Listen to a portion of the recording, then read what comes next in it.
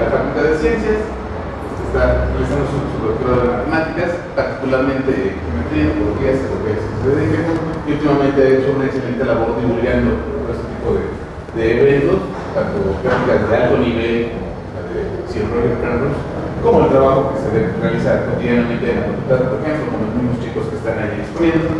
Y bueno, afortunadamente aceptó la invitación aquí al evento y lo tenemos para que nos platique un poco sobre grupos de línea y curvatura. Muchas gracias, Rey.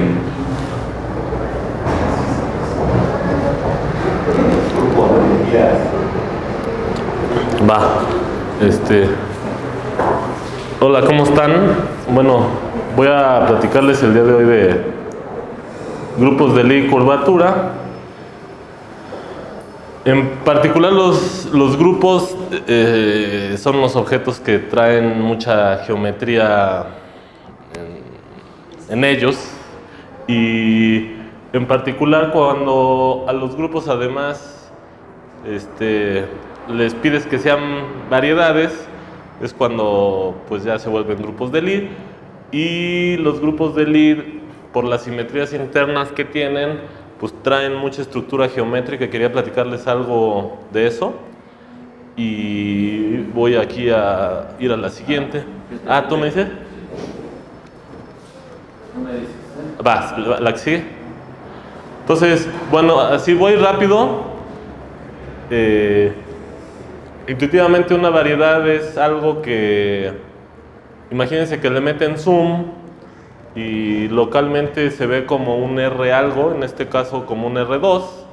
Esa es como una variedad. Así para los cuates, pues una variedad es como el balón de fútbol, la cáscara del balón de fútbol.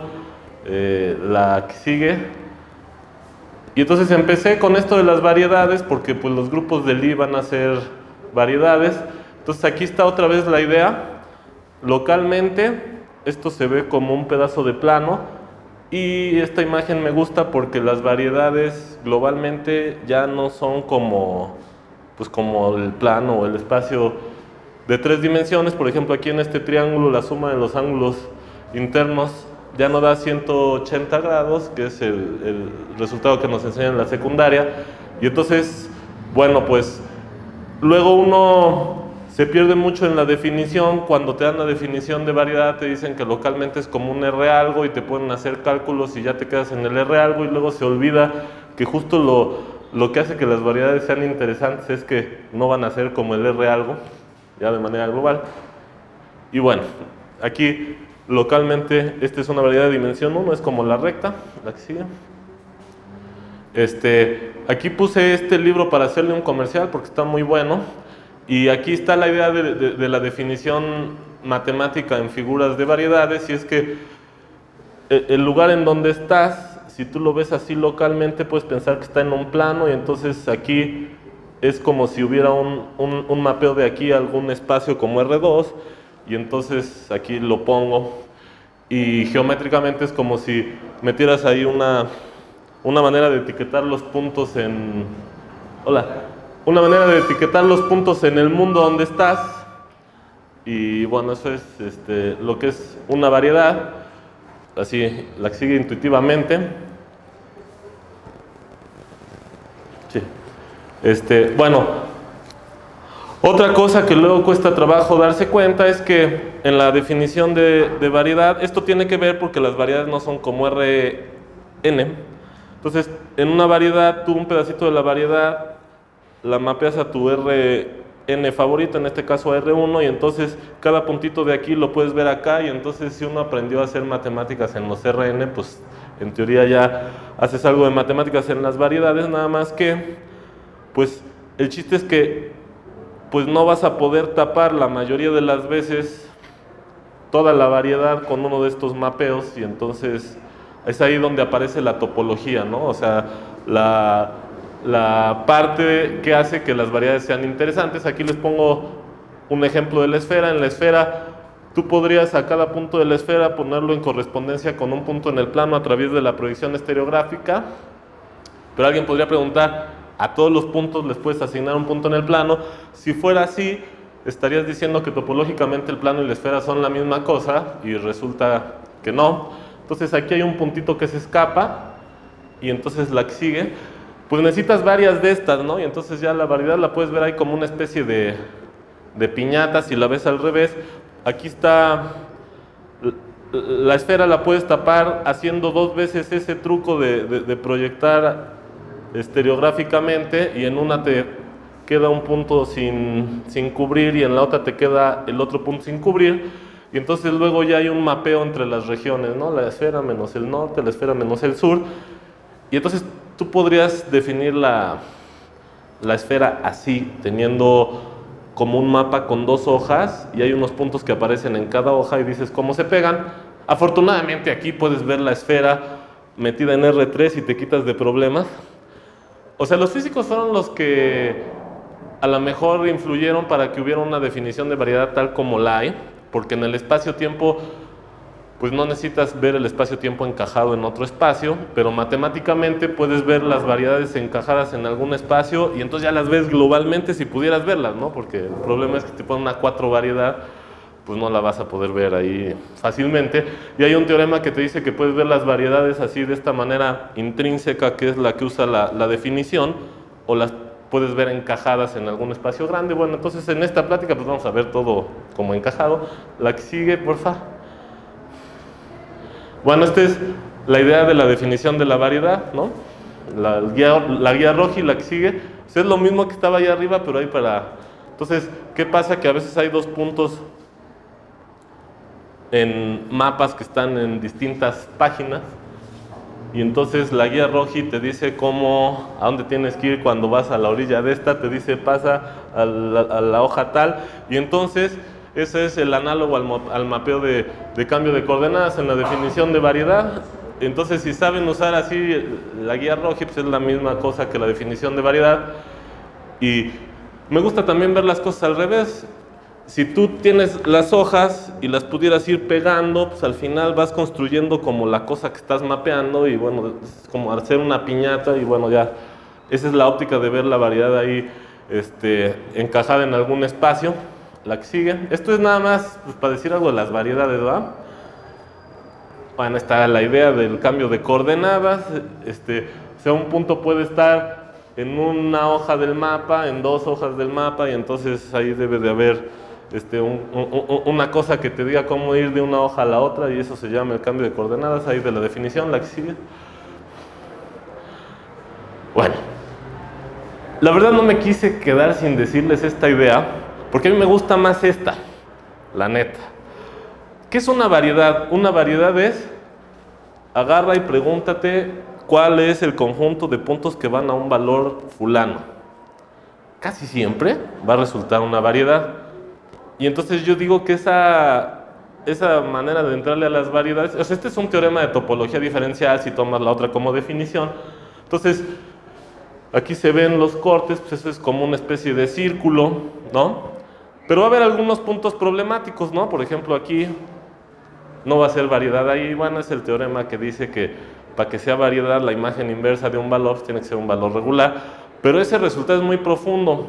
¿Por qué? Porque te dan muchos ejemplos de variedades, ya uno sabe escribir ecuaciones, y entonces ya de entrada ahí puedes tener muchas variedades ahí fácilmente, y en los puntos en los que no es variedad también es muy bonito el resultado, porque en los puntos en los que no es variedad te da pues como el origen de una rama de las matemáticas que se llama teoría de singularidades. Y la que sigue, aquí va a venir un poco, fíjense aquí, ¿dónde está lo que les digo de la teoría de singularidades? Pues aquí empiezas a cortar y empiezas con un punto, luego se hace un círculo, luego crece el círculo, y luego de repente ya cuando cortas, por ejemplo en ya tienes 2 círculos, pero tuvo que haber algo que era la frontera de esos 2, y algo que era la frontera de esos 2 lamentablemente no lo dibujó el autor del libro, pero sería como un 8, y el 8, en el punto donde el 8 se cruza, ahí no es variedad, porque este punto del tache, está el punto del tache, ese punto localmente no es como una recta, ¿no? Y se ve fácil porque si tú quitas el punto del tache te quedan 4 pedazos, y en una recta quitas cualquier punto te quedan 2 pedazos, bueno, en fin. Ya, la que sigue. Bueno, esta es una manera de hacer variedades, ahí está la idea, ¿no? Si te agarras una función, por ejemplo, x² más y² igual a c, y ahí tienes unos círculos que son esferas, y fíjense, ahí viene el poder del álgebra, ¿no? El álgebra te dice, a ver, ¿qué pasa si le metes una z más? Y entonces haces x cuadrada más y cuadrada igual a c. Y entonces el álgebra aquí ni te dice que ya te fuiste a un espacio donde ya no vas a poder ver la gráfica. Pero bueno, ahí está. Aquí la gráfica ya sería la generalización de este paraboloide, viviría en R4 y las curvas de nivel en lugar de ser una esfera serían dos esferas. Ya no puedes ver, por eso le puse el signo de interrogación, ahí está la gráfica. Pero sin embargo, algún ser en R4 que fuera bondadoso con nosotros y pudiera ver esto y lo proyectara, nosotros veríamos ahí como estas esferas ahí anidadas. Bueno, esas serían las variedades de nivel. La que sigue. Aquí está. Bueno, aquí el orden estaba mal. Aquí está el tache que yo les decía. Nomás que esta imagen debía de ir antes de la otra, ¿no? Bueno, ya. Y esto es. Hay un resultado. Esto de para casi todos es que, por ejemplo, si tú te tomas los valores aquí en este eje y pones el dedo ahí arbitrariamente, casi siempre te va a quedar variedad, salvo algunos casos donde no. Por ejemplo, aquí tú pones el dedo en todo este bonche y te queda un circulito o algo que es topológicamente como un círculo, y de repente pones el dedo aquí y entonces ahí ya no es variedad, pero es como solo un punto de todo este bonche, ¿no? Bueno, es ahí el concepto de medida cero. Ya la que sigue. ¿Por qué son importantes las variedades? Porque si uno quiere contar cosas, salen las variedades. A ver, por ejemplo, tengo un péndulo y quiero ver cuáles son las posiciones del péndulo. Si fuera péndulo matemático, pues hay chance de que dé la vuelta. Bueno, pues es un círculo, ¿no? El círculo ya es una variedad. Si tengo un doble péndulo, pues entonces es un círculo para y puede hacer su cotorreo independiente del otro, entonces ya son dos círculos, y entonces el espacio de posiciones es una variedad. ¿A qué me refiero con si uno quiere saber contar? O sea, si uno quiere saber contar las cosas, o sea, el espacio de posiciones de esto, pues sale luego un toro. Eso ya es una variedad. Pero hay cosas que son igual de elementales, a lo mejor no vienen de mecánica, pero resultan de matemáticas, de geometría. ¿Cuáles son las líneas rectas que pasan por el origen en R2? Y vuelve a salir un círculo, que es una variedad, pero ahí si te vas en el espacio hacia adelante, pues ya te da lugar a una familia de espacios, que son los espacios proyectivos. ¿Cuál es el conjunto de líneas por el origen en R3? Entonces te queda un plano proyectivo. ¿Cuál es el conjunto de líneas rectas por el origen en R4? Te queda la generalización del plano proyectivo, es el espacio proyectivo, que lo voy a usar mucho. La plática va a estar centrada en ese espacio, muchas de las cosas. Es RP3, el espacio proyectivo tridimensional, que ahorita lo voy a discutir más a fondo. Pero entonces, si uno quiere contar objetos en matemáticas, por ejemplo, líneas por el origen, ¿sale? Por ejemplo, uno podría introducir el concepto de derivada pensando, tienes la gráfica de una función, tienes un punto, fíjate en todas las rectas que pasan por ese punto, pero todas las rectas que pasan por ese punto es la línea proyectiva. Claro que la que es vertical no les gusta porque no es función, sería como infinito por x, pero si haces caso omiso de eso, dices, a ver, de todo el conjunto de rectas, ¿cuál es la chida? Y bueno, ahí puedes usar el orden de contacto. Entonces ahí es como de todos los puntos en el círculo hay una que se pega más a la gráfica de la función. Entonces, si quieres contar esas líneas, pues salen las variedades ahí. Otra manera, que luego no viene así en varios lados, pero la curvatura, por ejemplo, de una curva tiene que ver con la circunferencia que mejor aproxima. Pero a ver, en un punto, ¿cuántas circunferencias hay que pasen por ese punto? O sea, sería análogo a la pregunta de cuántas líneas hay que pasen por un punto. Bueno, ahí se lo dejo de tarea moral para que no haga tiempo. Resulta que sale un toro. Las circunferencias que pasan por un punto, y no está, de volada les digo, pero ya si no, la línea tangente te da un círculo, y ya que tienes la línea, todos los posibles centros, tomando la que tiene radio al infinito, te da otro círculo, y entonces te da un toro. Y entonces, ¿quieres saber contar cuáles son las circunferencias por un punto? Pues ahí ya sale otra vez la variedad. Entonces yo a veces digo, pues si no les gusta tanto lo de la física quedándose en matemáticas, a mí la física sí me gusta, pero si quieres saber contar cosas, salen las variedades ahí rápidamente. Y los grassmannianos generalizan la pregunta, por ejemplo, de líneas rectas por el origen. Te dicen, ¿por qué nada más te quedas en dimensión 1? ¿Qué tal dimensión 2? Pues planos por el origen en R3 o planos por el origen en R4, y vuelven a quedar variedades se llaman grassmannianos. Bueno, ya, perdón, este fue un comercial. O sea, fue un comercial porque, para bien o para mal, dada la libertad que a veces tenemos en donde estudiamos muchos de nosotros, que es la Facultad de Ciencias, pues luego uno puede salir de la Facultad de Ciencias y luego hace uno matemáticas solo en los RNs y vas llevando ciertas materias, pero estos ejemplos te dicen que, o sea, un estudiante de prepa puede entender el problema de cuántas rectas pasan por un punto, ¿no? Y la respuesta pues ya no es ningún RN, ¿no? Entonces ahí nomás o sea, dejar la pregunta de, pues ya si hay la variedad afortunadamente en la Facultad de Ciencias, pues luego pues intentar hacer comercial de que se acerquen a bueno, algunas materias que digan algo de esto. Digo, obviamente a mí me gusta esto, a otra persona le va a decir, pues que mejor que lleven lógica 3 y, en fin, la que sigue. Ya ven que es al gusto del cliente. Nuestro universo sin tomar en cuenta el tiempo es una 3 variedad. ¿Sale? Que por cierto me dice Memo que vino Oscar Palmas a hablar de espacio-tiempo. Aquí no es espacio-tiempo, aquí es solo las dimensiones espaciales. No se sabe ni solo para las dimensiones espaciales ni solo para las otras, incluyendo, o sea, no sabemos cuál es la 3 variedad que represente el espacio físico, tampoco sabemos cuál es la 4 variedad del espacio-tiempo tomando la óptica de Einstein. La que sigue, por favor. Bueno, ahí ya, si les platicó Oscar de eso, ahí está una imagen de Penrose, cuando dijeron conferencias magistrales. Yo les recomiendo Penrose, les recomiendo así, de cuates, cada quien puede hacer lo que quiera. Para las clases de la prepa, que lean el libro de Penrose, de Camino a la Realidad, porque el Penrose es así, pues, un máster así top a nivel mundial, se le sabe a la física. Ese libro es, a ver, yo las ideas que tengo de la física son estas, a ver quién se avienta un libro de estos, ¿no?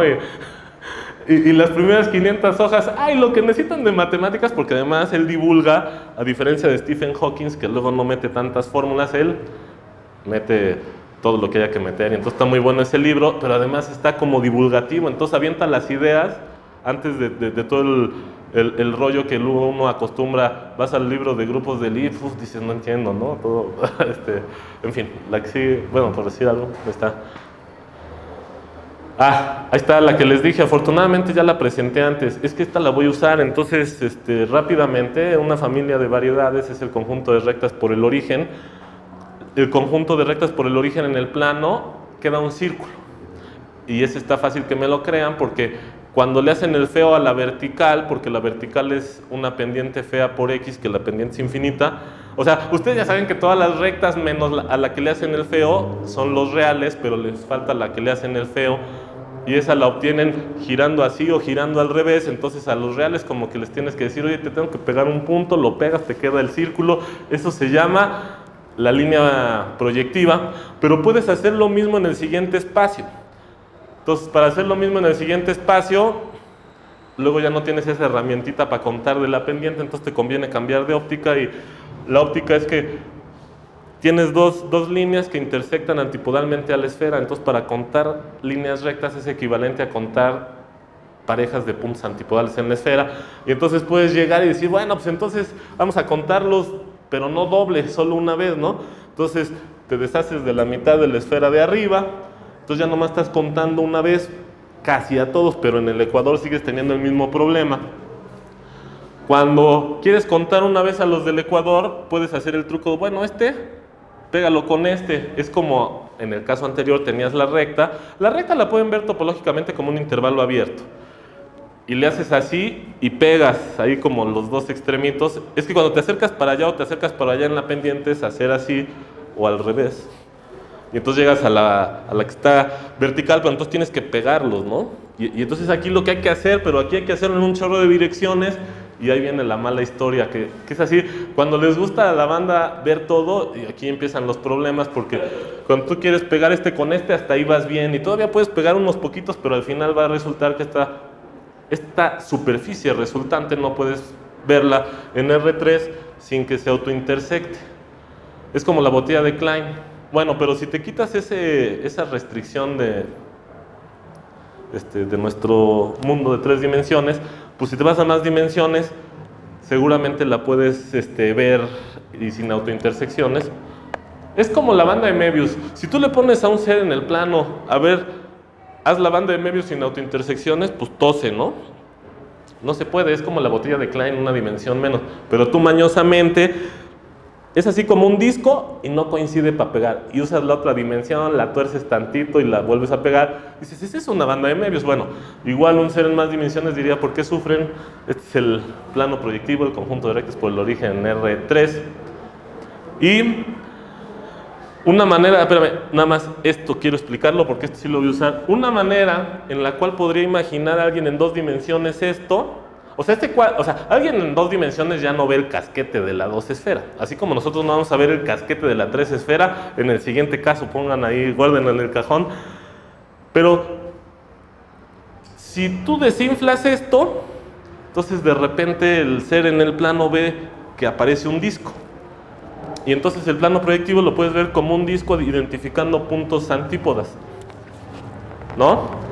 Ah, pues esa idea me va a servir porque si yo les pregunto cuáles son las rectas por el origen en R4, alguien que pudiera ver R4 te dice, cámara, túmbale la mitad de arriba a la tres esfera, ¿no? Y luego identifica, esta frontera por cierto se volvería una dos esfera. Por cierto, esta frontera que queda es el espacio proyectivo de la dimensión anterior, ¿sale? Bueno, pero podrías desinflar y entonces el RP3 lo vamos a poder ver en tres dimensiones en nuestro mundo como una bola llena, identificando los puntos en la frontera, ¿va? Bueno, ¿esto por qué? Porque voy a trabajar lo que les voy a decir de curvatura y grupos de Lie en un grupo de Lie que ya empieza a tener algo de complicación, donde se empiezan a ver las cosas, y voy a escoger el grupo de Lie, el que quieran. A mí, como me gusta la física, el grupo de rotaciones tridimensionales o la tres esfera, ¿no? Ya la que sigue. Bueno, esto ya se los dije así de bolón. RP3, SC3, módulo antípodas. Yo desinflo y lo puedo ver como esta esfera llena y tengo que andar identificando estos dos. No coinciden ahí las etiquetas, pero la que sigue. Y ahí está. Esta es la idea que quiero que se queden. Bueno, y así esa idea sigue valiendo. La que sigue. Ah, bueno, esto era... Lo digo rápido porque también puede ayudar en lo que voy a decir ahorita. Esta idea de líneas rectas por el origen pueden ser líneas rectas reales o pueden ser líneas rectas complejas. ¿Qué es una línea recta compleja? Es, te agarras un vector y en lugar de hacerle lambda por un lambda real, te agarras un vector y le haces lambda por un lambda complejo, pero entonces todo lo cambias, ¿no? El análogo al conjunto de líneas rectas por el origen en R2, ahora lo cambias al conjunto de líneas rectas complejas por el origen en C2, pero entonces van a ser ciertos planos por el origen en R4, ciertos porque no todos. Y entonces el chiste es que tú puedes agarrar y decir, ah, pues fíjate ahora dónde intersectan a la esfera, a la tres esfera, y ahora van a intersectar a la tres esfera en círculos. Y entonces ahora, cuando decías, ah, pues hay que hacer la esfera módulo antípodas, eso ya cambia. El antípodas es S0. O sea, lo que hacían en el caso anterior es hacer una esfera módulo S0 y ahora van a hacer una esfera módulo S1. ¿Sale? Y entonces resulta que el conjunto de líneas complejas por el origen en C2 es como hacer la tres esfera módulo S1 y ahí te queda un ente matemático que es también comercial, la fibración de Hopf, y la vamos a usar. Y aquí Penrose varias de las imágenes, a ver, al final creo que puse una lista que espero que no se me haya ido alguno. Esta imagen es de Penrose, entonces este es C2, esta es la tres esfera, cortas por líneas complejas, te quedan círculos. Nada más que esos círculos no se intersectan, así como aquí mal parece. Esos círculos además van a estar así, ahorita vamos a verlo, y te crea una fibración. ¿Por qué quise decir esto? Porque la tres esfera va a ser un grupo de Lie, y entonces esa fibración va a tener mucha de la geometría que yo necesito para motivar los conceptos. Y finalmente, creo que eso lo digo ahorita, a ver la que sigue. Esta es la fibración de Hopf. A ver la anterior, nada más ahorita quiero decir algo de la... O sea, fíjense, estos círculos Son intersecciones de planos por el origen que son líneas complejas en C2. Pero un plano intersecta la 3 esfera en un círculo. Eso sí se siente, ¿no? O sea, pues porque los únicos puntos que están a distancia uno en un plano, pues es un círculo. Ese círculo vive en la 3 esfera. ¿Cómo lo veo yo en la siguiente? Mira, nada más para la siguiente. O sea, aquí ya le estoy haciendo trampa, pero discúlpenme, es la trampa que hay que hacer para ver algo. Estos círculos son un montón de círculos, son los círculos proyectados estereográficamente. La 3 esfera la proyectas estereográficamente a R3. Y esos círculos son todos estos círculos azules que ves. Y como ven, no se autointersectan. Y como ven, o creo que ahorita lo voy a ilustrar mejor, si yo agarro un círculo de esos y lo quiero sacar del otro, no se puede. ¿Sale? Bueno, este es Heinz Hopf. La que sigue. Bueno, aquí está resumido todo lo que les dije. La idea de la proyección estereográfica, nada más tendrían que imaginárselo en R4, tendrías la 3 esfera, te agarras el espacio tangente al polo norte, pero ahora sería un 3 espacio, haces la proyección estereográfica, te da cosas en R3, entonces tú si tienes por ahí un circulito en la 3 esfera, te va a dar un círculo en R3 y es esto lo que vamos a ver. ¿Sale? Y bueno, aquí está la idea de lo que es la fibración de Hopf, tienes la 3 esfera y la proyectas en la 2 esfera. ¿Sale? Y todo lo que vas a hacer un punto es un círculo. Aquí están distintos colores. Entonces es una fibración. Y es chistoso porque esa fibración, creo que en esa época no había premios así como ahora los de medallas Fields y no sé qué, pero yo creo que a lo mejor le hubieran dado algo porque ha sido un manantial esa fibración de ideas muy grande, de muchas cosas. De hecho, pues todo lo que sigue la plática va a tener que ver con decir cosas en esa fibración. ¿Por qué? Porque la 3 esfera es un grupo de Lie y la 3 esfera módulo antípodas que resulta el grupo de rotaciones, ahorita les digo por qué, pues es la 3 esfera módulo antípodas, pero localmente no distingues una de otra, o sea, localmente vas a ver lo mismo. ¿Va? Pues ya la que sigue. Y chin, ahí fue todo ese desmadre, ahí como para tantito variedades. Bueno, ya le dije el grupo que vamos a ver. Y ahora viene a ver la idea de qué es un grupo. O sea, un grupo es algo sumamente complicado porque, salvo que tengan un cerebro muy evolucionado, todas las matemáticas que nos enseñan, yo creo que hasta la universidad, buena dosis de semestres de universidad, los que llegamos ahí, o sea, porque alguien que estudia otra cosa, pues no, en fin, es conmutativo. Y los grupos son altamente no conmutativos y entonces eso es lo que hace que las cosas luego cuesten mucho trabajo. Bueno, entonces ya que es un grupo, ya muchos, esto me lo salto rápido, pues ahí el concepto de grupo lo puedes motivar con las simetrías, ¿no? De un cuadrado, etcétera. La que sigue, esto aquí me voy rápido. Ahí está la propiedad que se acostumbra a dar en las materias así más algebraicas. A mí me gusta más trabajar con el grupo de transformaciones. Bueno, dicen los libros de los historiadores que Galois fue el Chipocles que introdujo esta idea. La que sigue. Este es otro comercial. Neta, un día estaba sin hacer nada en un Sanborns y vi así un corazón lleno de letras. Dije, a ver, ¿qué onda? Y les pedí que me lo abrieran y compré ese libro y la verdad me gustó mucho, se los recomiendo. Es un matemático ruso, a ver, este es el autor de este es Felix Klein, por lo que voy a decir aquí. Perdón, Sophus Lie, ando equivocando. Bueno, nada más de volada, ese cuate es un matemático ruso y lo que hace es escribir un libro de su vida. Entonces podría decir, eso suena a chisme. Pues sí, está entre que chisme, que su biografía, pero también cuenta matemáticas, entonces está interesante ahí, como que es una mezcolanza. Y cuenta matemáticas, pues desde mi punto de vista, interesantes, de buen nivel, y pues muchas cosas nosotros que estudiamos en la Facultad de Ciencias no las sabemos. Y entonces, bueno, ahí échenle un ojo. Este dibujo es de ese libro, es una tabla que me gustó, Entonces viene grupos, grupos finitos, grupos infinitos. Los infinitos hay discretos y luego aquí vienen los grupos de Lie, que además de que es un grupo infinito, tiene que ser variedad. Bueno, aquí creo que la calidad de la imagen chafeó. Y luego aquí vienen todavía unos monstruos que ahí a César, que le gusta el análisis, los monstruos que vienen son de dimensión infinita. Grupo de Lie de dimensión finita, yo voy a quedarme en dimensión finita, una disculpa, pero hay grupos de Lie de dimensión infinita. Y un ejemplo, por ejemplo, son los espacios de Lazo o los grupos de difeomorfismos. Y ahí es ahí donde hay que hacer la geometría del análisis funcional, ¿verdad? Esto, pues no voy a platicar, me voy a quedar aquí en dimensión finita.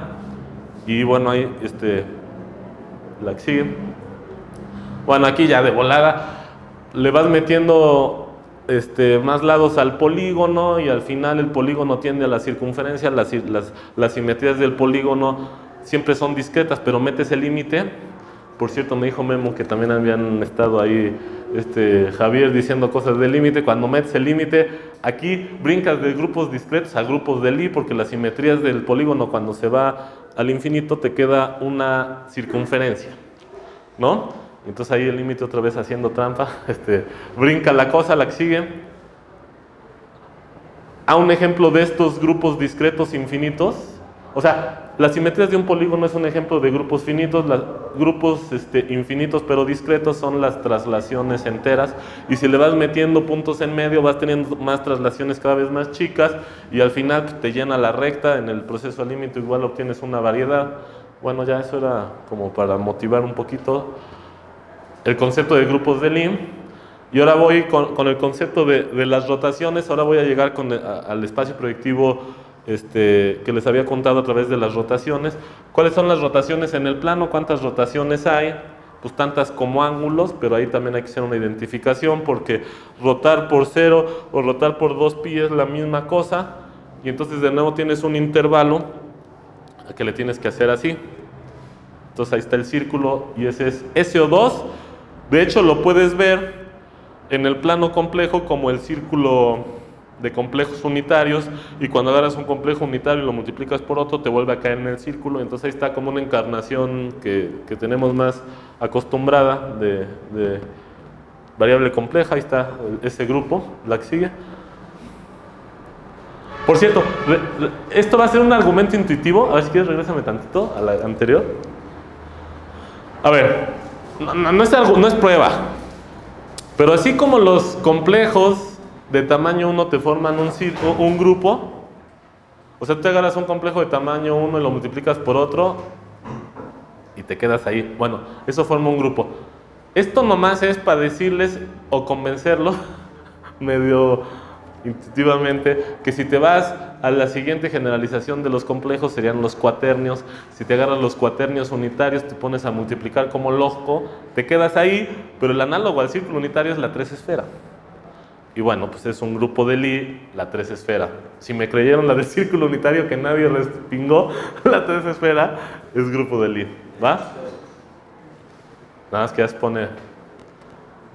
Bueno, las rotaciones en el espacio tridimensional forman un grupo de Lie de dimensión 3. Este grupo es sumamente importante. ¿Por qué es sumamente importante? Porque todas las cosas que se mueven tienen que ver con este grupo. Bueno, realmente tienen que ver con un grupo más grande. Tienen que ver con un grupo que incorpora las traslaciones tridimensionales, pero también incorpora las rotaciones, porque cuando uno avienta algo, además de que se traslada, va rotando. Entonces, bueno, si hago la traslación a un lado y nomás me quedo así como con el centro de masa y ver cómo va girando, entonces es importante este grupo para la mecánica. Por eso, por ejemplo, que si el cohete no le hicieron bien el impulso y empezó a girar, etcétera, bueno, es esto, ¿no? Es un grupo de Lie de dimensión 3, y lo que sigue es convencerlos de que ese grupo de Lie es el espacio proyectivo de dimensión 3. La que sigue, por favor. El argumento rápido es, a ver, yo ya los había convencido de que esta bola llena, identificando los puntos antipodales, era RP3. Bueno, ahí les va el argumento. Cualquier rotación tienes que escoger un eje tridimensional para girar. Entonces ahí les va. La idea es que yo escojo el eje y voy a girar. Entonces ahí les va. Si giro de 0 a 180 grados así, voy a decir, sobre la línea del eje, vete del origen a pi. 180 grados es pi, entonces ahora voy a usar pi porque si no suena medio. Entonces te vas de 0 a pi. Pero si giro al revés, cubro las rotaciones que faltan y entonces voy a ir de 0 a menos pi. Pero rotar por pi así o rotar por menos pi así es lo mismo, entonces lo tengo que identificar. Y si escogen todos los posibles ejes y todos los posibles ángulos, llenan la bola y tienen que identificar el borde, la frontera. Bueno, eso era RP3, ¿no? Bueno, entonces ya. Bueno, eso en los libros es, RP3 es difeomorfo a SO3. Ya, la que sigue. Chin. A ver, también les tengo que presentar otra presentación del RP3. Es que esto lo voy a usar porque al final les voy a vender una idea de que todo lo que les diga tiene que ver con curvatura. Entonces, la manera en la cual va a tener que ver con la curvatura va a tener que ver con la curvatura de la 2 esfera. Y la curvatura de la 2 esfera la voy a manejar intrínsecamente. Y entonces una manera de trabajar la curvatura intrínseca de la 2 esfera es considerar el haz tangente unitario. ¿Sí saben cuál es el haz tangente unitario? Tú te vas a cada plano tangente de la esfera y dibujas el conjunto de vectores de tamaño 1. Entonces tienes un haz de círculos sobre la 2 esfera. ¿Quién creen que va a quedar ese haz de círculos sobre la 2 esfera? Pues otra vez RP3. Eso es lo que yo quería aquí convencerlos. Y a ver, los convenzo rápido, espero. Las rotaciones tridimensionales las puedo ver que actúan en los marcos. Para cada rotación yo pinto un marco y entonces la rotación me mueve el marco. Entonces hay como una biyección entre las rotaciones y los marcos. Pero entonces aquí yo tengo el vector que va a X, el vector que va al vector unitario en el espacio tangente. Ya tengo dos y entonces yo puedo escoger un marco orientado ya de manera única con la regla de la mano derecha. Y entonces eso quiere decir que cada punto en la esfera y cada uno de sus vectores lo pongo en correspondencia con un marco. Pero los marcos estaban en correspondencia con las rotaciones y las rotaciones ya hemos visto que eran RP3. Bueno, el haz tangente unitario de la esfera es RP3 o SO3 y bueno, eso lo voy a usar al final. La que sigue.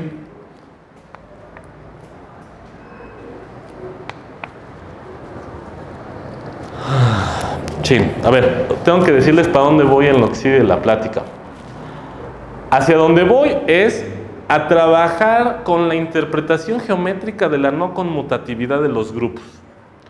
La interpretación de la no conmutatividad en un grupo geométricamente se codifica y el álgebra la hace suya a través del concepto de álgebra de Lie.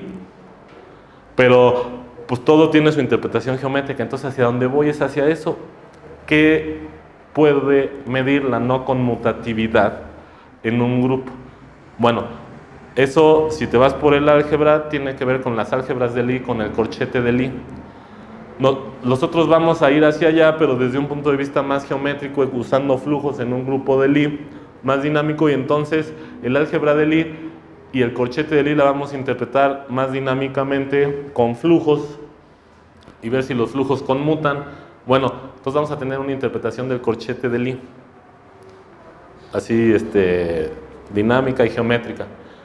Y hacia donde voy para conectar corchete de Lie y grupos de Lie con curvatura es que voy a través del ejemplo de la 2 esfera, voy a decirles que puedes ver la curvatura de una conexión en la 2 esfera como corchete de Lie en el haz tangente unitario. Y entonces ahí está bonito porque conectas, o sea, como que la curvatura parece corchete de Lie, bueno, cuando han estudiado ahí la curvatura. Entonces, en este ejemplo les voy a mostrar que sí puedes ver el tensor de curvatura como un corchete de Lie en un haz, puede ser el haz tangente unitario o el haz tangente. Entonces, hacia allá voy. Va, o sea, eso es lo que falta de la plática. No sé cuánto tiempo tengo, pero ya vamos como a la mitad de la plática. Entonces ya me apuro. No, regrésale, perdón. Es que aquí no leí lo que... A ver, usando las simetrías de un grupo de Lie, podemos construir para cada vector en alguno de sus espacios tangentes un campo vectorial especial. Entonces, a ver, ahí les va. La idea es, un grupo de Lie va a tener tantos campos vectoriales especiales como elementos en cualquier espacio tangente. Entonces, por ejemplo, si tienes un grupo de Lie SO3, es un grupo de Lie de dimensión 3, sus espacios tangentes tienen dimensión 3. Entonces resulta que para cada vector en alguno de sus espacios tangentes se acostumbra a usar el espacio tangente en el punto especial del grupo de Lie, que es la identidad. Pero puede ser ese o no. Supongan que ese espacio tangente lo toman. Bueno, pues hay gente que dice, ese es el álgebra de Lie. ¿Sale? Nada más que para que un espacio vectorial sea álgebra le tienes que dar un producto y lo que quiero es convencerlos de que hay geometría detrás de ese producto. Ese producto va a ser el corchete de Lie. O sea, te agarras dos vectores y haces el corchete y te da otro vector y entonces hacia allá vamos. Bueno, lo que yo quiero ver es que cada elemento de ese espacio vectorial no lo quiero ver así nomás como esa flecha, porque entonces ahí no me va a dar chance de la interpretación geométrica. Cada flecha la voy a extender a un campo en todo el grupo. Esa es la idea. ¿Sale? Ahora aquí está difícil verlo. No, el pizarrón está allá, aquí me faltó una imagen, está difícil verlo, pero se lo imaginan. Voy a agarrar el grupo fácil. El grupo fácil es las rotaciones. ¿Sale? Es más, ya les vendí la idea de que el círculo es el círculo unitario en el plano complejo. Entonces te agarras el 1, te agarras la recta tangente al 1, ese sería el álgebra de Lie de ese grupo. Me agarro un vector. Ahí les va, la idea de cómo formas el campo a través de ese vector es usar las simetrías del grupo.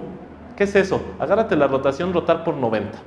Entonces agarras esa rotación y se la avientas a todos los elementos del grupo, es decir, cada elemento del círculo lo multiplicas por i usando los números complejos. Entonces lo que va a pasar es que todos los puntos del círculo se van a mover en puntos del círculo, pero entonces el vector que estaba anclado en este punto, te vas a la imagen del 1, que sería i, y este vector se va en otro vector.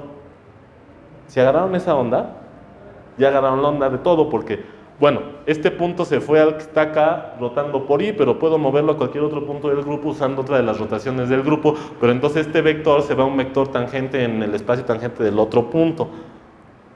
A la de 1, a la de 2, a la de 3, play, hacen un campo vectorial. Les queda un campo vectorial en el círculo. Ahora, si es el vector más grande, pues entonces el campo vectorial que queda pues va a tener flechas más grandes, pero entonces hay una manera de distinguir para cada vector en el espacio tangente, obtienes un campo vectorial con vectores más grandes. Bueno, con esa idea, si pudieran estar en R4, agarran el espacio tangente a la 3 esfera que va a ser el grupo de Lie en su identidad y vas a tener ya vectores en más dimensiones. Te agarras uno de esos y cada vector te lo llevas con las simetrías del grupo a los puntos de la 3 esfera y te da un vector en el espacio tangente respectivo y lo haces para todos los puntos y te da un campo vectorial. ¿Sí o no? Bueno, entonces ya hay una correspondencia biunívoca entre vectores en el espacio tangente en la identidad y ciertos campos especiales. Esos campos se llaman izquierdos invariantes. Puede haber derechos invariantes, pero bueno, vamos a usarlo. Es que como los grupos no son conmutativos, resulta ser, yo en el círculo no les dije, pero ¿por dónde le vas a pegar? O sea, multiplicar por i en los complejos da lo mismo si le multiplicas de un lado que del otro, pero ya cuando te vas a la 3 esfera ya no. Y en general no van a quedar los mismos campos izquierdos invariantes que derechos invariantes, pero en el fondo recogen la misma idea aunque no queden los mismos. ¿Sale? Entonces, a ver, la que sigue. Oigan, a ver, ahora, aquí necesito que se imaginen algo que no se puede ver también. Es lo que les está diciendo. Te agarras este vector, por ejemplo, en el espacio tangente a la identidad en la 3 esfera. Ese vector te lo llevas a todos los puntos y te da un campo. Dibujas sus soluciones en la 3 esfera. Las proyectas estereográficamente, se las presento. ¿Va? Eso sí lo podemos ver. Bueno, no los ve emocionados, bueno, es ahí de donde...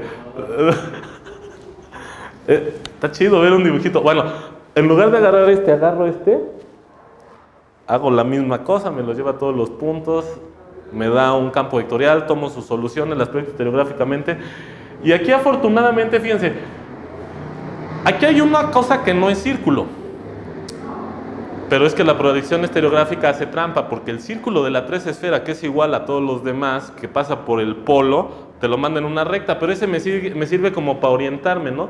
Entonces, yo cuando tomo un vector, este va a quedar viendo para un lado, y tomo el vector perpendicular en el álgebra de Lie, y el campo invariante va a quedar así, y el otro así, y entonces ahí tengo ya como tres campos especiales que corresponden a tres vectores especiales. Si los vectores los hiciera más grandes, quedarían estas mismas soluciones, pero recorridas con vectores de velocidad más grande.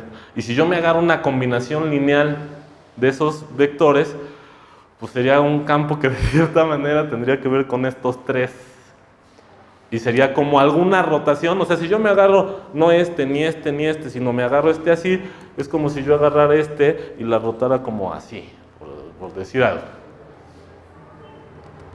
¿Sí, más o menos? Bueno, ya, la que sigue. Bueno, entonces, ahora lo que sigue es, ¿quién es la operación del álgebra de Lie? Es el corchete de Lie y lo que ya les había dicho, ¿no? Intentar dar una interpretación geométrica. Esta es una imagen que me ayudó a hacer ahí un estudiante en la facultad que es muy bueno para programar. Yo cuando o sea, porque de esas veces que dices, pues esto debe de ser así, y cierras los ojos y dices que te imaginas y no ves nada, y cuando la hizo, yo me puse muy contento. Entonces ahorita se las voy a explicar. ¿Sale? De hecho, esa imagen resume la idea del corchete en SO3 o en SO3, o sea, en la 3 esfera o en el grupo de rotaciones, y resume la idea de la curvatura de una 2 esfera de manera intrínseca con una conexión en el haz tangente unitario. Todo eso está en esta imagen. La que sigue, ahorita se las voy a explicar. O sea, es el gol de la plática, es que me entiendan esa idea, esa imagen. ¿Sabían que dicen que una imagen dice más que 1000 palabras? Vamos a estar aquí lo que me tarde, y si le entienden esa ya. A ver, ahí les va la interpretación dinámica. O sea, dinámica en el sentido de dinámica como de sistemas dinámicos, o sea, de ecuaciones diferenciales y de flujos. Entonces ahí les va la idea. Dados dos flujos generados por dos campos, acuérdense que yo ya pude ver a los vectores en el álgebra de Lie como campos. Entonces, el X y el Y que salían en el corchete de la página anterior, yo los voy a ver como campos. Entonces la idea es, yo puedo fluir un cierto tiempo por uno y luego por el otro. Entonces la idea es, ¿qué pasa si tengo dos flujos, uno así, otro así, y yo me voy primero así y luego así, o al revés, primero así y luego así?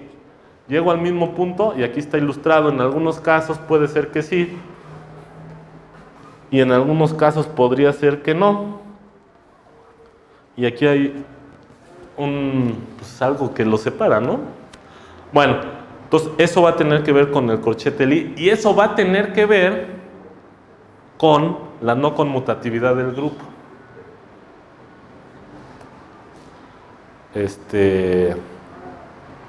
O sea, cuando ustedes en álgebra dicen A por B no es lo mismo que B por A, la cosa dinámica es más completa, trae más información. O sea, el A por B, distinto del B por A, es como abrir los ojos cuando ya te fuiste por todo el viaje y ya llegaste. Es como cuando te duermes en la carretera. O sea, te vas en todo el viaje y ya llegaste. Entonces ya, A por B y llegas a un punto cámara. Ahora B por A, los abres y estás en otro punto, pero pues te perdiste todo el camino, ¿no? Y entonces esta interpretación es como A, y te vas por todo el camino que necesitaste para llegar a A. Eso está, o sea, te vas a ir por uno de estos flujos, llegas a A y luego llegas a A por B y luego y entonces es ahí donde está la relación con la no conmutatividad. Pero en el álgebra, cuando nada más dices A por B o B por A, te perdiste la carretera, el camino, ¿no? Entonces, la que sigue, o sea, eso era para convencerlos de que esto tiene que ver con la no conmutatividad.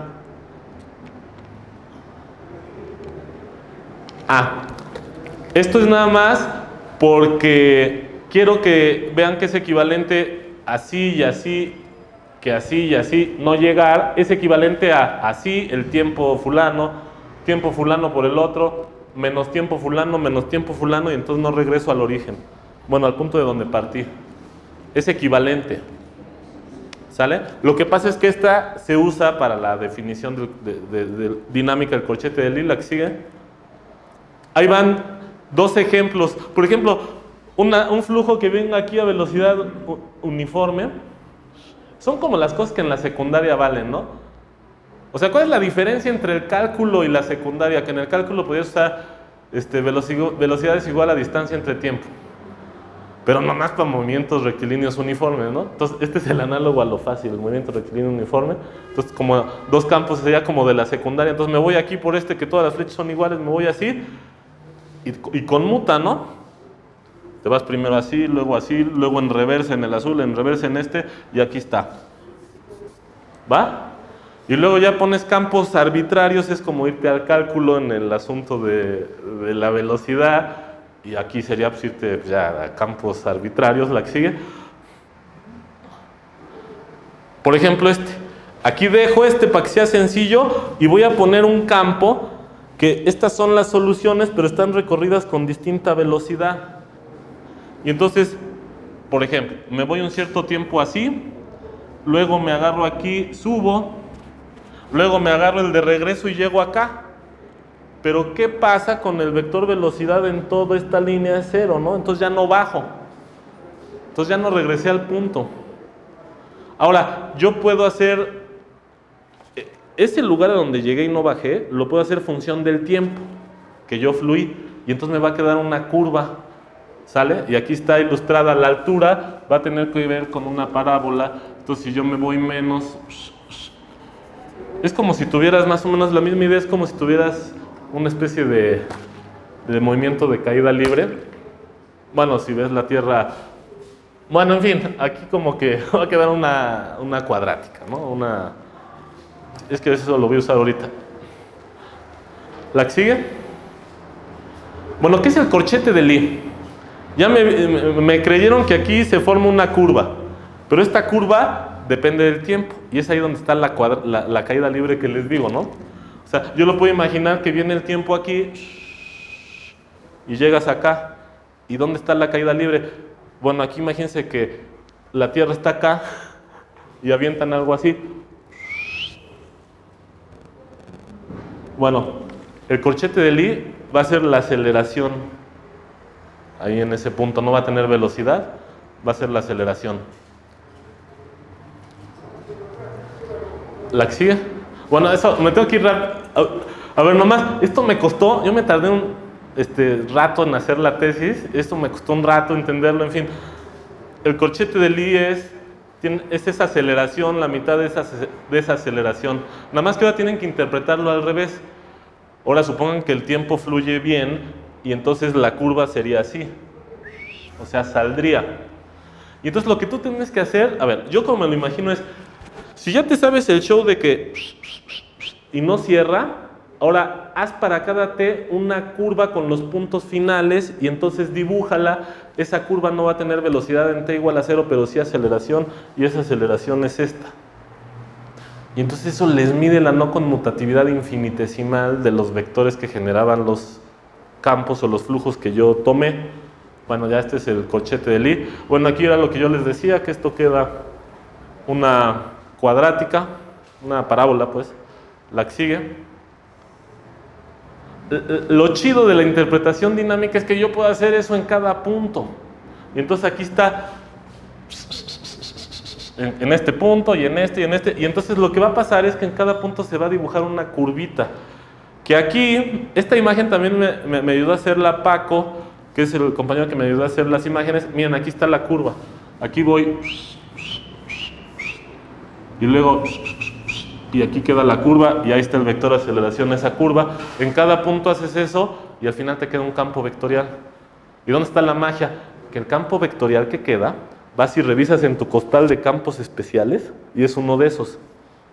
Y entonces esa es la interpretación dinámica del corchete de Lie. Aquí pinté pues varias de las curvas que quedan, y entonces aquí pinté nada más en uno de los vectores, y ahí está como la ilustración del campo que queda, que es el corchete de Lie. ¿Sí? La que sigue. Bueno, esto ya lo dije. La mitad de la aceleración con la que se abre el cuadrilátero, bla, bla, bla. Oigan, eso no pasa en mundos conmutativos. O sea, la curva que les estoy viniendo a vender en grupos conmutativos es un punto. Y entonces no hay aceleración y no hay nada. O sea, si yo agarro R2 como grupo de Lie y agarro los cuadrados siempre cierran, entonces la curva es un punto y entonces todo lo que dije está... O sea, sí se vale, pero es cero, ¿no? Y aquí está la idea, ¿no? O sea, en general te queda una curva y aquí se ve cómo se...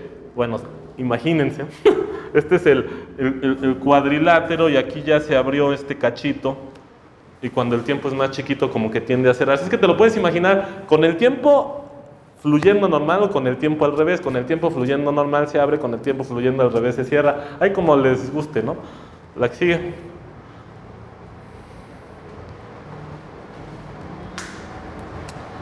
Ahora los voy a tratar de convencer de qué sería, o sea, todo lo que les conté en general, lo voy a tratar de convencerlos de cuál sería el corchete del IDCO3. Después de esto que les voy a decir, espero que vean al producto cruz de dos vectores de una manera diferente. Yo cuando vi esto, no cabía de gusto, dije, con razón siempre se me hacía misterioso ese pinche producto cruz. Y lo que pasa es que sí es misterioso, o sea, tiene todo esto que les voy a platicar detrás, el producto cruz. Entonces ahí les va.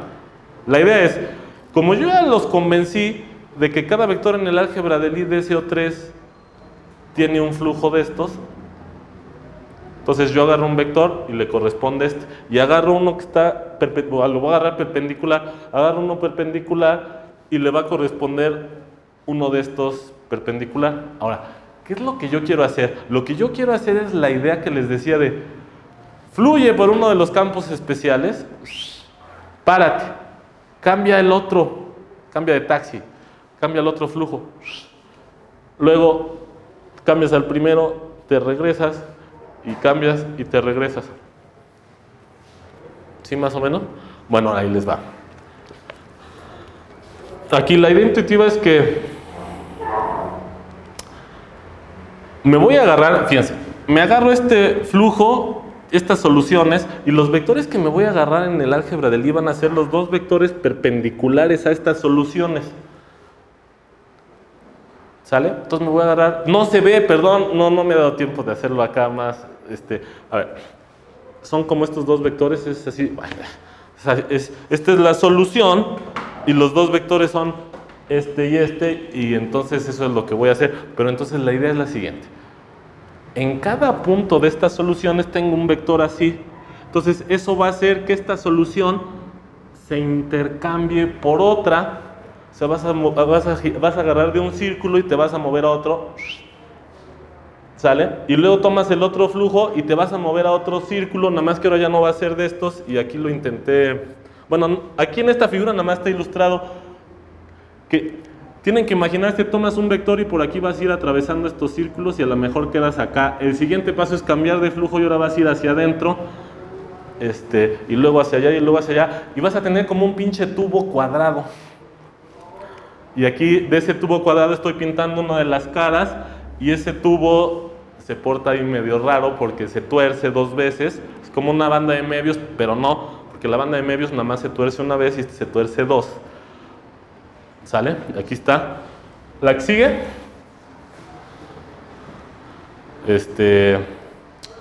Miren, aquí está. En el primero voy a ir así y en el segundo voy hacia adentro. ¿Sí? Voy cambiando de círculos hacia adentro. O sea, lo que va a pasar es que estos dos flujos me van a andar intercambiando círculos de la fibración de Hopf y yo lo que quiero es convencerlos más o menos cómo va a ser. ¿Va? La que sigue. Miren, aquí está. A ver, no quiere decir que me muevo sobre la superficie, de eso es el chiste de la curvatura, pero esa superficie me va a servir para ilustrar el tubo. Uno podría pensar, sí, mira, todo lo que dijo Efraín es moverte de aquí a acá y luego vas hacia adentro y luego vas hacia acá y luego aquí, pero si yo hiciera eso regreso al mismo punto y si le estoy viniendo a ilustrar que esto es un ejemplo de un grupo no conmutativo y que el corchete va a ser el producto cruz, a ver, ahí les va la trampa. Producto cruz, me agarro dos vectores y la regla de la mano derecha, ¿qué dice? que vas a regresar así. Pero entonces fíjense lo chistoso, si yo me agarro este como uno de los vectores y este como otro de los vectores, y esos son perpendiculares al círculo de Hopf, eso lo que quiere decir es que la curva del corchete de Lie que les dije va a tener que regresar sobre el mismo círculo. Y esa es la imagen que quiero que me entiendan. Bueno, ¿sí me agarraron la onda un poquito? Bueno, ya la que sigue.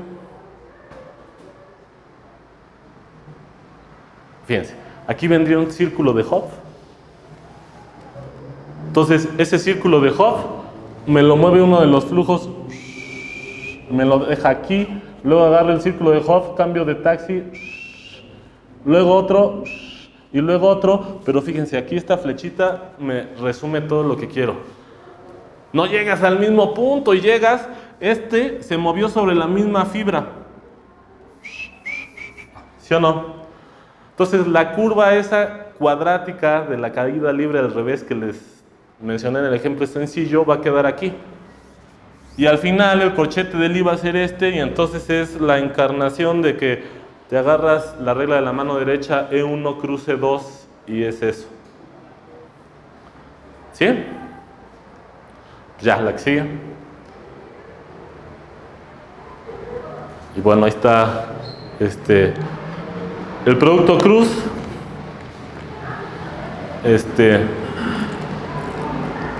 La que sigue. Oigan, por cierto, regrésale tantito aquí. Aquí va a ser para que Mario ahí traiga la memoria. Soy yo. Sí, espérenme. No se graba esto, No, es que quería apagarlo, pero ya no supe dónde quedó.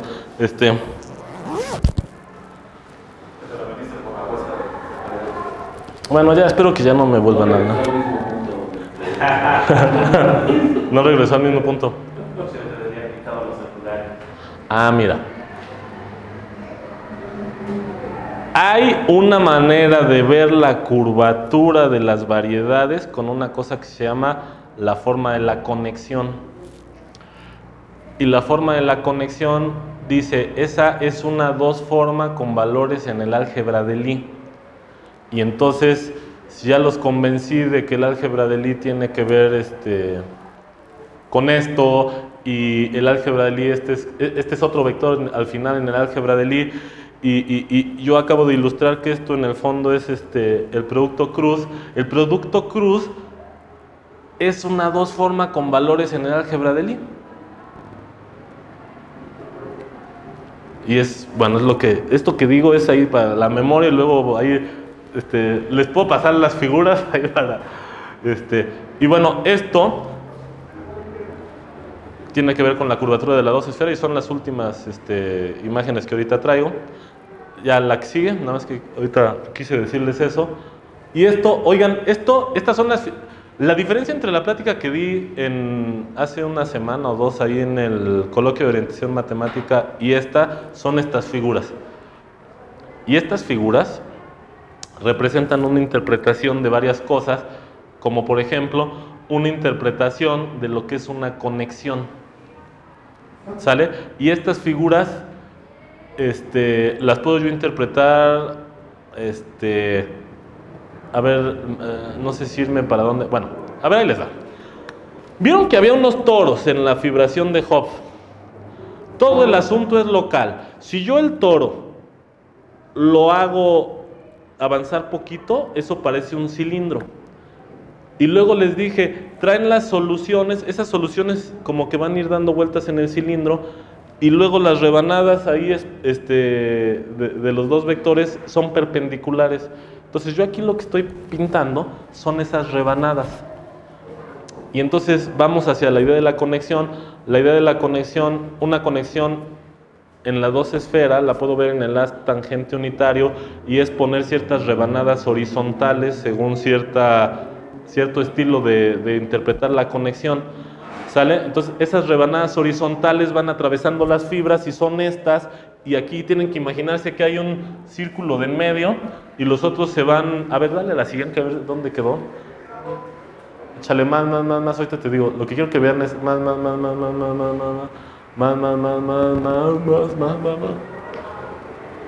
Otro poquito. Bueno, ya les adelanté todo el show. Más. No, creo que valió madre, para el otro lado. Menos. Perdón. Échale un chorro menos ahorita. O sea, lo que quiero que vean es una... O sea, ya falta poquito. Esto me lo voy a aventar rápido. Ahora, creo que tampoco metí las nuevas figuras donde debieran ir bien, pero ya ni modo.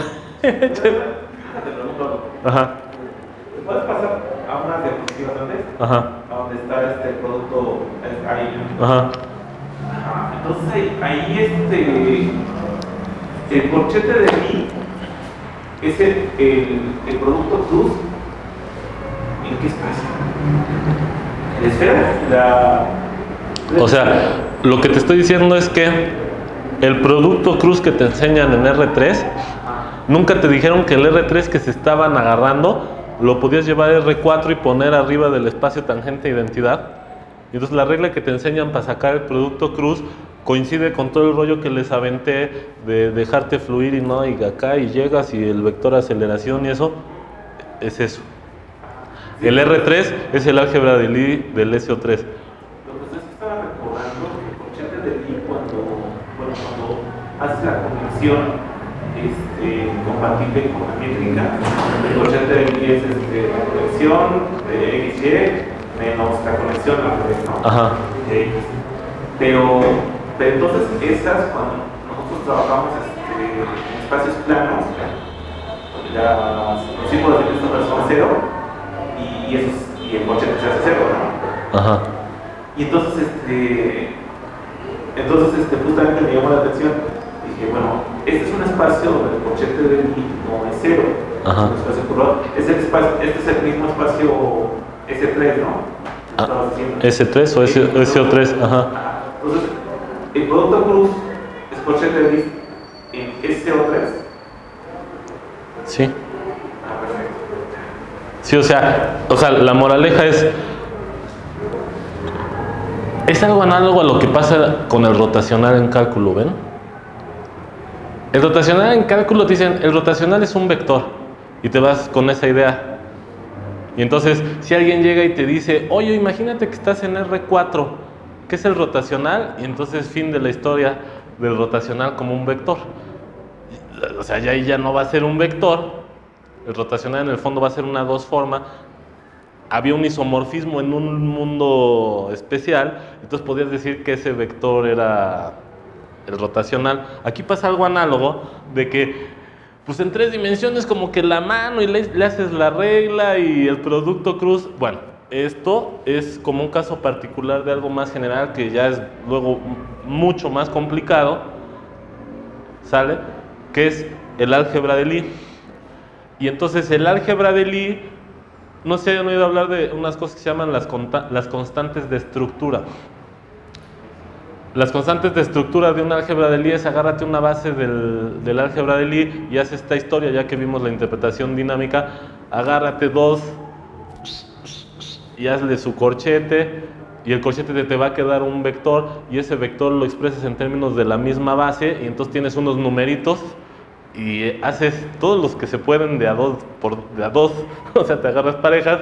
Obviamente si te agarras uno y te tomas el mismo da cero, ¿no? O sea, chistes son parejas distintas y te va a dar unos vectorcitos, los expresas en términos de la base y eso se llaman las constantes de estructura y esas son muy usadas en toda la versión algebraica para estudiar las álgebras de Lie y esas constantes de estructuras te determinan las álgebras de Lie y la moraleja es que muchas veces puedes decir cosas del grupo de Lie a través de las álgebras de Lie, que es como un estudio más lineal en un espacio donde a lo mejor si ya no quieres ver todo lo que les conté, pues ya ni lo ves, ahí te pones a hacerle y luego te dice cosas del grupo, pero también es un buen ejemplo ver cómo el álgebra no ve la topología, porque va a resultar que SO3 y la 3 esfera tienen la misma álgebra de Lie, pero no son el mismo grupo.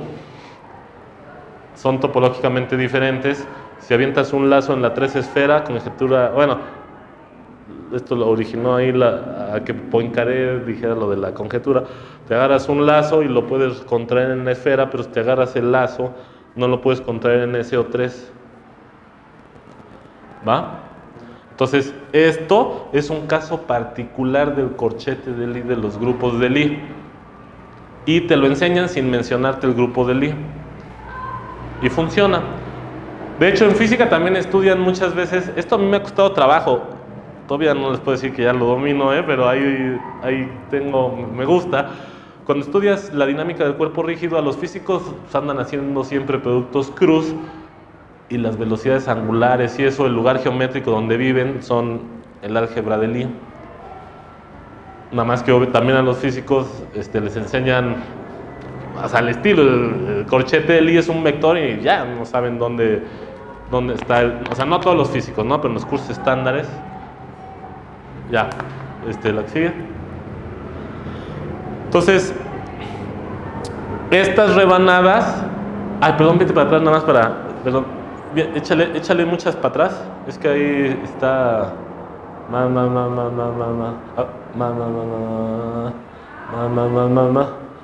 Mira, aquí en este se ve bien.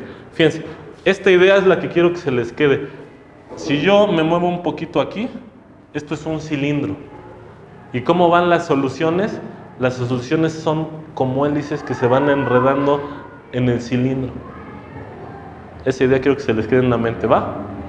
Entonces yo lo que voy a hacer en el dibujo de después es que en estas soluciones le voy a poner una rebanada perpendicular. Entonces, a ver, una manera de interpretarlos, tengo el cilindro. Si las soluciones fueran hacia arriba, la rebanada perpendicular sería así, como paralela al piso. Pero si estas soluciones las empiezas a enredar, la rebanada gira, ¿sale? Y va a tener simetría de rotación, y ahorita la van a ver. Ahora sí ya nos vamos de regreso. Sí, ya vamos. Sí, ya la vieron. Es que ya la vieron ya. Es que aquí la debí de haber puesto aquí al ladito más, otra más. Aquí. Este es muévanse poquito y entonces aquí traes unas soluciones así y estas rebanadas son las rebanadas perpendiculares. ¿Sale? Pero entonces esas rebanadas están las fibras. Y esas rebanadas son transversales, de hecho perpendiculares a las fibras. Y esas rebanadas van a ser las que te van a decir por dónde conectar las fibras con los transportes paralelos de la conexión. ¿Sale? A ver, si quieres, échale varias más, porque aquí también así hice un desmadre. 4 más. Más. Esa. Fíjate, aquí pinté varias. O sea, esto lo tienes que... Este era... Avánzale poquito. Bueno, estas monedas las tienes que ir ensartando como si fueran lentejuelas a lo largo de todo el círculo de Hopf. Lo hacen para todos los círculos de Hopf, a la de 1, a la de 2, a la de 3, pum. Eso es una conexión. ¿Sale? ¿Y qué es la curvatura de esa conexión? Bueno, a ver, nada más, espérame, antes de irme ya recio a la curvatura, ¿te puedes regresar tantito? Miren, aquí... Otra más, a la primera más, otra. Ahí. Aquí yo tengo, a ver, ¿se acuerdan el dibujo de la fibración de Hopf cuando el círculo especial rojo iba así? Luego, la que sigue, este es como uno de los vectores del álgebra de Lie. La que sigue. Luego agarro este. Entonces el cilindro giró. Y luego agarro la otra y giró. Ahora pongan atención, una manera de interpretar el álgebra de Lie. ¿Ven que les dije que las constantes de estructura era agárrate 2 y ve si conmuta o no? Una manera de imaginarse eso es imaginarse este campo de rebanadas para esos 3 flujos, y es lo que intento poner en la que sigue. ¿Sí? O sea, tendrían una rebanada así, una rebanada así y una rebanada así.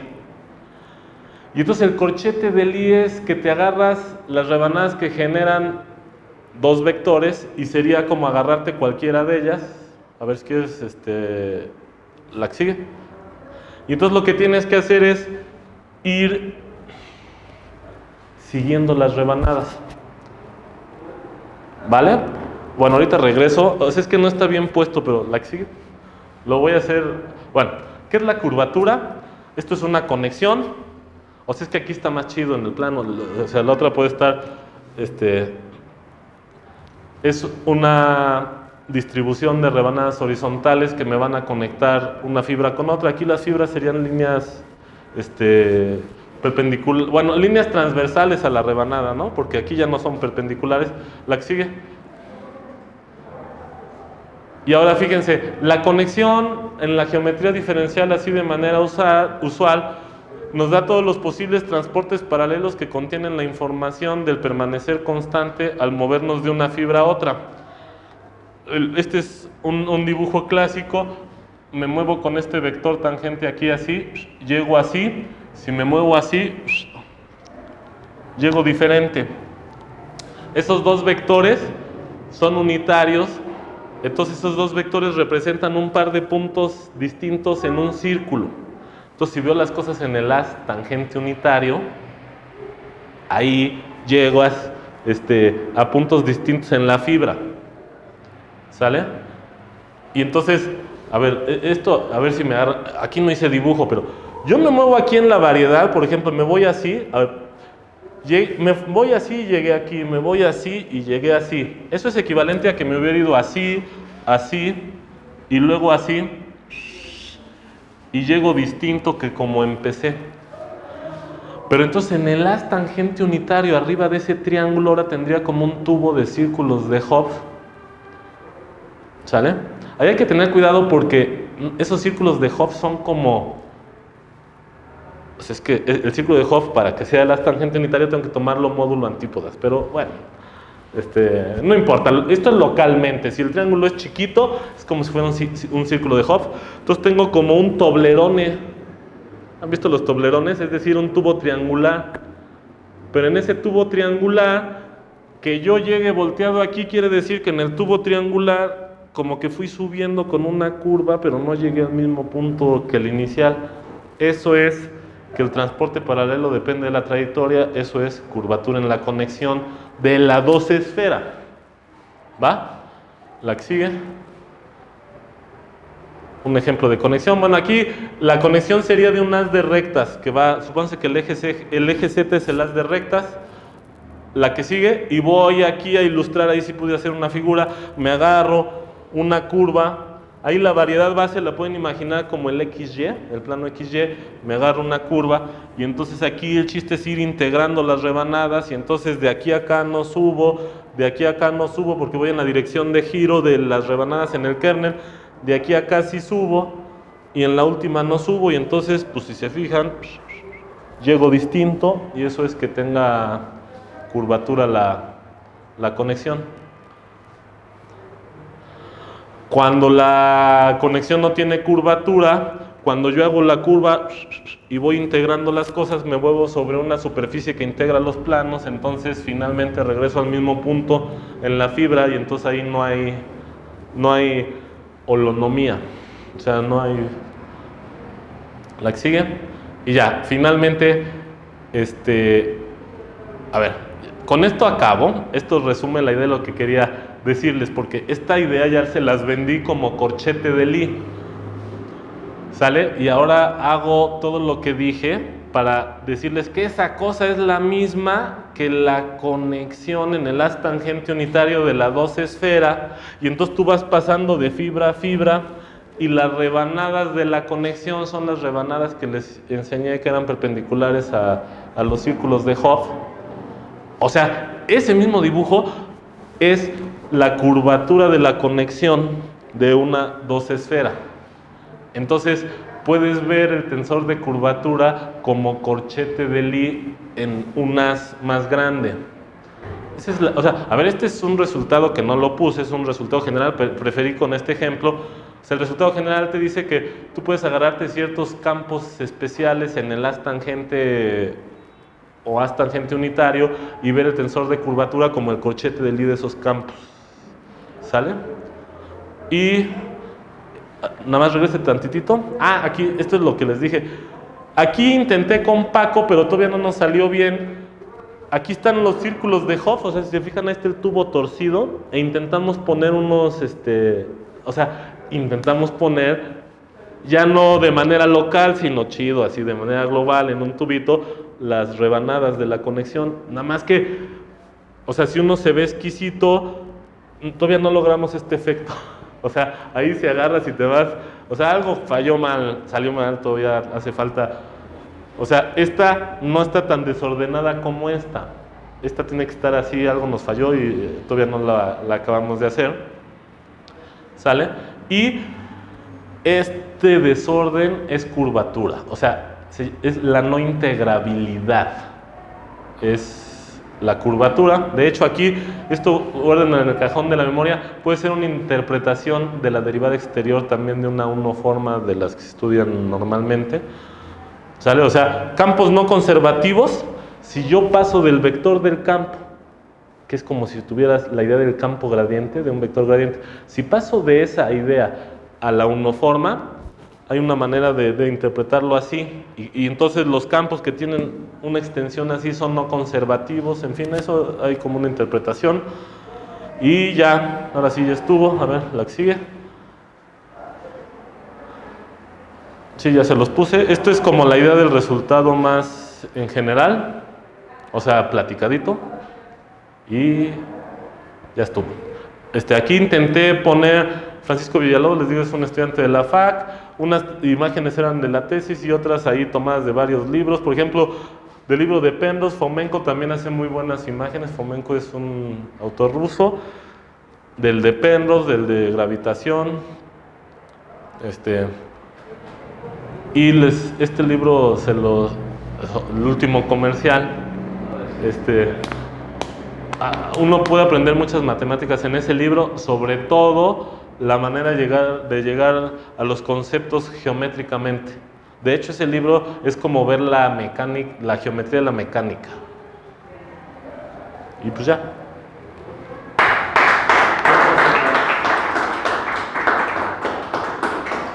No sé, compañeros, preguntas.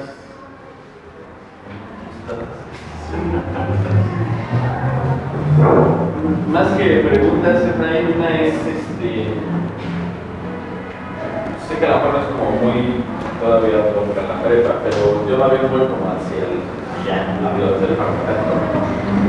O sea, ¿qué sugerencia le darías?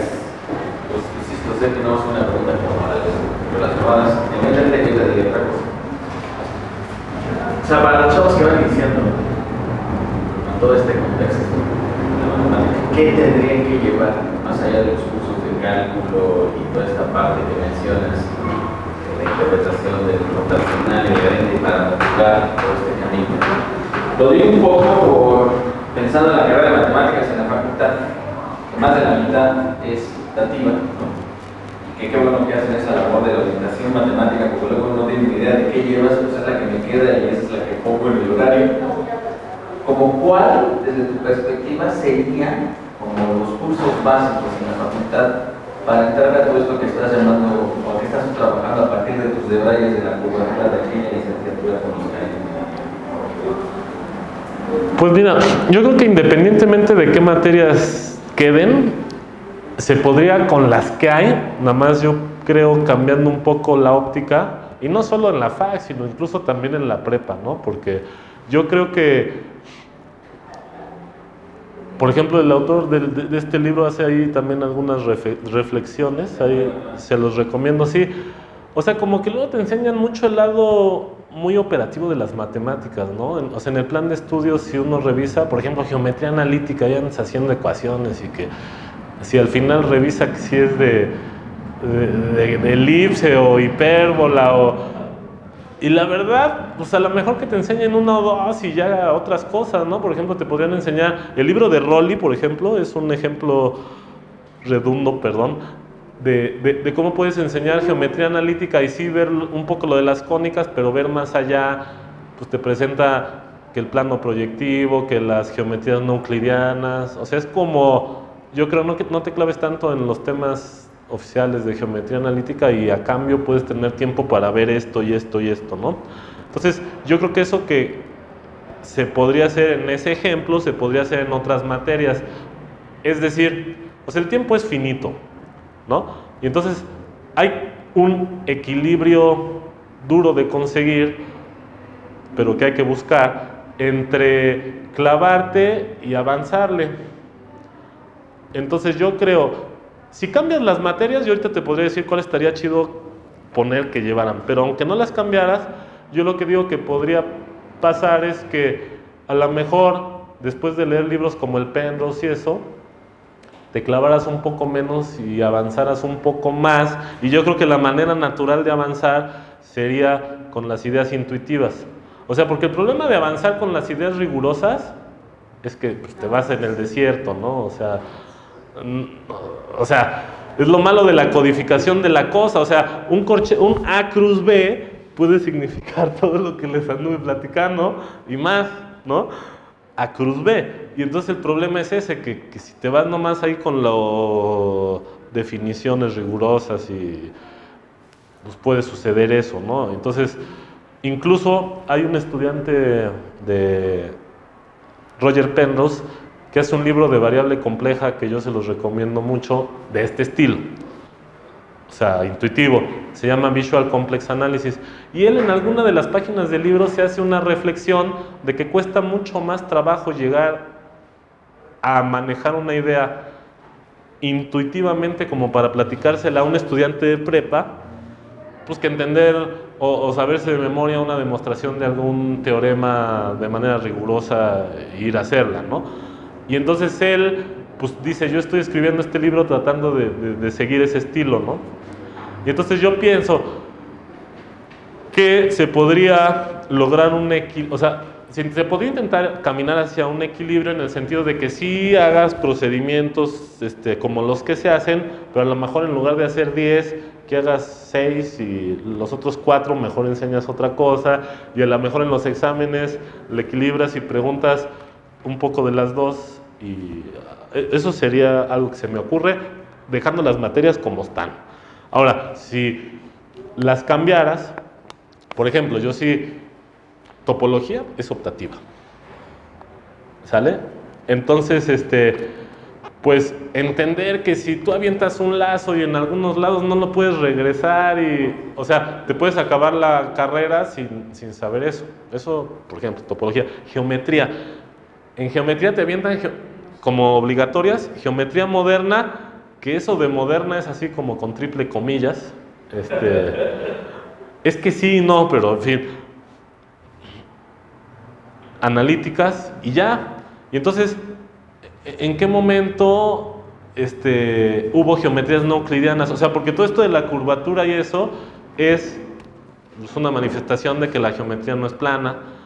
Pues puedes igual acabar la carrera sin llevarla, ¿no? Ahora, ¿dónde viene lo difícil? ¿Dónde viene lo difícil? ¿Cómo se pone de acuerdo la querida comunidad matemática para que decidan qué materias son las que se deberían de llevar obligatoriamente y qué no? Y entonces ahí luego ya salen los empujones y todo.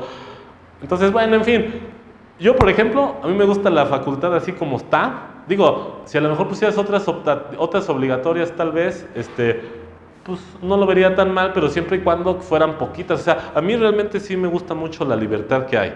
También sé que esa libertad mal usada pues puede ocasionar problemas, ¿no? En fin, es un problema difícil. Y regresando a esto a los chavos y a los no tan chavos, o sea, porque es chistoso, ¿no? A ver, ¿qué le dices a los chavos, no? Y luego de repente hay una imagen ahí dando vueltas en las redes sociales de los profesores de que un profesor nunca debe dejar de aprender. Entonces, si tú aplicas eso a uno mismo, pues tendrías que ser chavo toda la vida. O sea, comparado con el esquema de que solo de chavo andas aprendiendo, ya después ya, o sea, tienes que seguir aprendiendo. Y entonces, yo qué diría, pues que estos conceptos a veces son difíciles. A mí algunos me han llevado años, entonces eso luego no cabe en la camisa de fuerza oficial del plan de estudios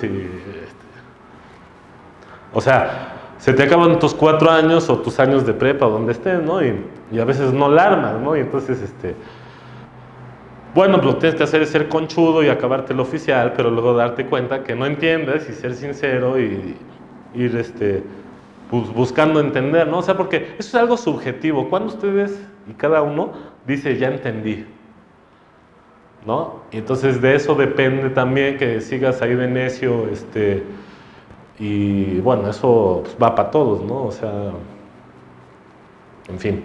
Bueno, no sé si contesté, No, incluso, perdón, no sé, otra pregunta. Nada más un comentario. La verdad es que, pues ya quiero reconocerte que te metiste aquí a ver bien qué se trata el corchete de línea, porque la mayoría de los que tomamos la materia y que vamos a ver un corchete de línea, nos quedamos con la imagen, así que nos ponen ahí de trocitos y nos lo sacamos. Realmente no hay un buen entendimiento. Ayer estaba platicando Javier Fernández justamente de que pues, se les enseña cosas, se les enseña métodos, pero no se sabe por qué es así. Y realmente creo que esto que a veces nos pasa con los estudiantes de prepa, también a nosotros nos pasa cuando estamos en por ejemplo, viendo corchete. No, sí, es que sigue pasando. El problema es, o sea, esto es visión personal. La analogía que hago es como con el fútbol. Tú vas y echas la cáscara por tu casa, y si eres más bueno, pues ya te llevan ahí a jugar al llanero, o a la cancha de fútbol rápido, o a la tercera A, segunda A, primera A, ya primera división, pero todavía ahí está que si la Copa América, que si ya llegas al top del mundial, ¿no? O sea, yo creo que en las matemáticas es algo parecido, y ya cada quien que se sitúe. Yo, por ejemplo, yo soy llanero. No, o sea, la gente que hace matemáticas, de veras, está, en mi opinión, años luz de distancia de los mortales. Milnor, por ejemplo. O sea, lees los libros de Milnor y él trae la idea geométrica y la escribe con álgebra y el libro queda así, pero ahí no puedes decir, es un cuate que no entiende la fórmula, o sea, no. O sea, ahí él más bien codifica y decodifica a tiempo real. Y luego el problema es que ya bajas eso es así en mundial, lo bajas al fútbol llanero, y los que vamos a ver la fórmula, pues ya no vemos lo mismo que él veía, ¿no? Y entonces el problema es un círculo vicioso o sea, luego uno dice, no, es que la manera de escribir artículos si fuera diferente, y sí es cierto, pero yo también estoy seguro que muchos como él no andarían perdiendo el tiempo escribiendo un artículo, a lo mejor pues para que los del fútbol llanero, pues ahí, o sea, porque hay gente que le gusta el placer de andar descubriendo, y ya los demás, pues hay que se esfuercen, ¿no? Algunos sí, tal vez. O sea, por ejemplo, bueno, el mismo Milnor sí lo haría, porque sí tiene sus libros de topología diferencial desde un punto de vista, ¿cómo se dice? Intuitivo, ¿cómo va? Bueno, hay uno de topología diferencial muy bueno. Él también siento que lo hace, pero hay algunos otros que... ese sí, from a differentiable pool. Bueno, en fin, el chiste es que, o sea, hay gente muy capaz que a lo mejor, por lo que quieras, no se toma el motivo de... Bueno, a lo mejor se les ocurrió el resultado con algún ejemplo que muchas veces pasa. Yo aquí preferí traer un ejemplo. Y entonces a ellos se les ocurre, y a lo mejor después de se les ocurre una prueba de lo general, y nomás te ponen la prueba general y ya no viste el ejemplo. Entonces... es un problema complicado porque, o sea, yo sí creo que hay distintas capacidades, ¿no? O sea, ahí sí lo siento. O sea, si uno hace el esfuerzo de que la banda y que el conocimiento sea para todos, sí, está chido. Pero ya llegas hasta un lugar y luego las neuronas de cada quien juegan, y entonces ahí sí ya, luego las neuronas y luego el trabajo, porque lo hago a veces es alguien capaz que trabaja, no, pues ya olvídate, porque también está luego, pues ahí cada quien tiene sus compañeros, y que el típico, no, yo tenía un compañero que luego le salieron unos problemas, pero no le gustaba estudiar, y al final pues uno es más tortuga, pero pues ya entiendes más cosas que el compañero, pues porque no trabaja. Pues es importante ser bueno, pero también trabajar. Pues es que estos cuates reales, o sea, son lo top de lo genio y también lo top de trabajadores, y entonces está difícil, o sea, sí. Y entonces, pues, ¿qué hay que hacer? Pues echarle un montón ahí para... Por ejemplo, eso del coloquio de orientación, yo siento que hace falta también para los profes. Pero para los profes en todos los niveles, incluyendo los profes en la facultad. Por ejemplo, física nos lleva bastante ventaja en eso. Un premio Nobel y de repente por ahí sale un video, un artículo. Y luego, por ejemplo, a ver, la medalla Fields que le dieron a no sé quién. Y, o sea, como... Incluso, pues, que haya... O sea, agarrar a los mejores... O sea, a la primera división local y a los que se puedan... Que se pongan a platicarle a... O sea, como... Pues así como un eslabón y te subes y te bajas, no sé cómo... Bueno, en fin.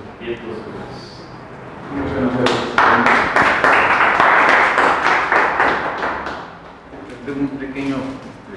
Ah, gracias, ya tengo otra también. Ay, gracias, Lo que te quedé de ver fue el café, pero bueno, esta era la taza. Es un reconocimiento. No, pues gracias. No, al contrario, mil gracias. Lechita, un café. Gracias. Lo al contrario, pues. Mira, porque además pones, decía, pareciera que está un poco lejano de lo que se hace en la facultad, ¿no? Pero, por ejemplo, pones la hoja de ruta en cuanto a despertar toda esta intuición geométrica con los chavos aquí, a ver, juégale, imagínate, ¿no? Los jueguillos que uno empezar a introducir, ¿no? Despertarles esa intuición, porque sí creo que pasa como en la facultad, que como que ellos hacen matemática es saber, pues yo quiero arrastrar el lápiz, pónganme a hacer ejercicios porque dan como ese tic, ¿no? Y en el ruido de, a ver, no, la matemática es otra cosa. No, lo que pasa es que también es eso.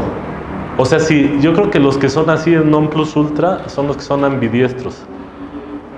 Entonces ahí le andan interpretando y ya se les ocurrió. Y no se les ocurrió y luego eran muy buenos en la cuenta y en tal lugar de la cuenta vieron lo que no se les ocurría. Ajá.